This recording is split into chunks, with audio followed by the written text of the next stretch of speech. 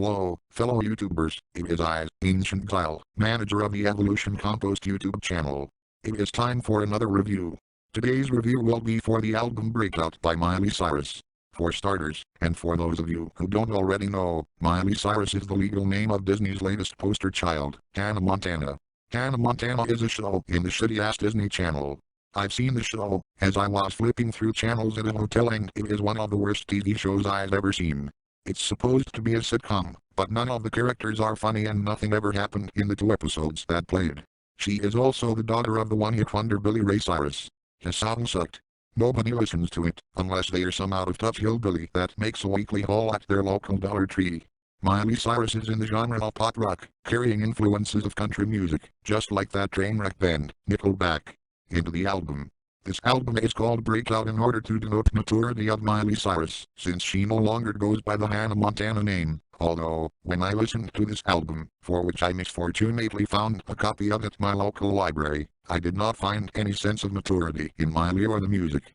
The musical instrumentation of Breakout is no different than what has come before it. Still, she plays none of the instruments and still has studio musicians to come in and do all the work, of course. Since she is as famous as she is, her record company would be the ones forcing this decision. Just check the credits and you'll see. The songs are all standard, derivative, generic pop songs that never think outside the box, musically, with Miley's grating, whiny voice on top of the mix. They all have recycled motifs from past artists, and the music has nothing to expand in these cliches, except for an overbolstered production value. That, and none of the songs extend past the 4-minute mark, indicating that this was a strategy imposed by the label to get the listeners to consume more. That, and they know her audience, as a mass collective, doesn't have the neural capacity to listen to a song longer than 3 minutes and 30 seconds long, thanks to the last 5 decades of pop music radio indoctrination. There's never even a solo in all 12 songs. The 7 Things I Hate About You, the lead single from this album, is nothing more than a generic pop rock song, and her lyrics here only further serve my contention that she hasn't matured as a person or as a lyricist. There is a song on here called Fly on the Wall, and it has to be the worst song released last year. It's a pitiful attempt at a bad girl song, and the way she recites the chorus does not help her to sound mature. In fact, it does quite the opposite. It's a poor aping of Pink, but Pink sucks too. More on that later. The lyrics are record-breakingly juvenile. The melodies are musically cliché and undercooked. Overall, it's just plain stupid. There is a god-awful cover of Cyndi Lauper's song Girls Just Wanna Have Fun, which is dressed in an ugly modern sheen. How pointless was this? Miley Cyrus makes the song sound terrible, and the string arrangement for the track was not needed. After track 6, the songs just repeat what happened in the first 3 tracks and nothing interesting happens.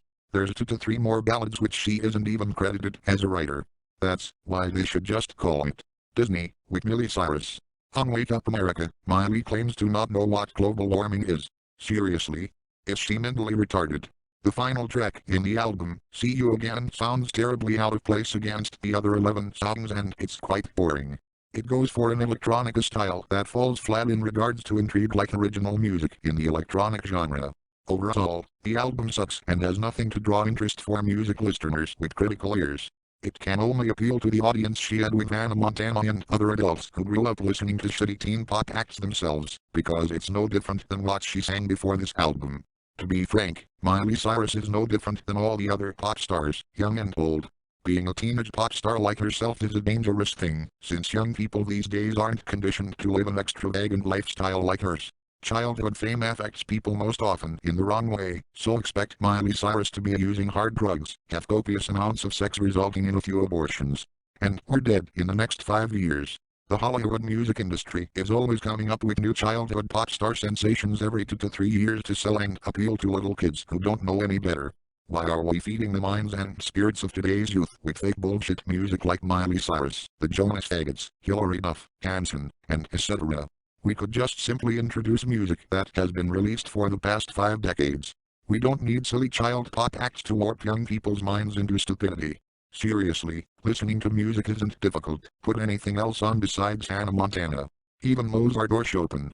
It will make the kids smarter. That way there won't be any teen pregnancies, which I spotted a handful of at my high school before I graduated, and I don't even live in the fucking South, for Christ's sake. Fuck Miley Cyrus and fuck Hannah Montana.